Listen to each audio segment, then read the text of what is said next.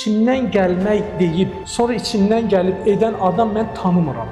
O oyanış nə vaxt baş verəcək? Bəlkə gecə oldu. Bu belədir, bunu eləmək lazımdır. Mən məsələn hissi gözləməmişəm. Mən məsələn gülməli gələn sözlərdən biri budur. İçimdən gəlməli. Mən həmişə edən adamları məcburiyyətdə görmüşəm. Özünü sıxıblar, məcbur eləyiblər. Ondan sonra içimdən gəlir. Bir çox şeylər sonradan içimdən gəlir. Məsələn, idman yadımdadır ki, 7 yaşında mən idman məşqlərinə getmişəm. 7 yaşlı uşağın içindən idman necə gələ bilər? İçdən 1-2 ildən sonra, vərdişə çevriləndən sonra ləzzət eləyə bilər. Bəzi şeylər var, heç mənə ləzzət eləmir. Ancaq mən o şeyləri eləyirəm. Məsələn, səyahətlərdə mən zövq alan adam deyiləm. Bunu da deyim, burada çəkirlər, zaten paylaşacaq. Qubaya gedib orada hansısa bir dağda təbiətə baxım. O mənə daha çox zövq edər. İndi məsələn ayın sonu mən Amerikaya getməliyəm. Özümə deyirəm ki, peşə tapdım da məsələn, o məni yorur, mənə zövq vermir. Həqiqətən o proses zövq vermir də mənə. Ancaq məsələn də orada bir araşdırmaca, bu şeylər mənə stimullaşdırır. Deyirəm, amma bunu eləməlisən. Falan muzeyə getsən, falan nə bilim tədbir var orada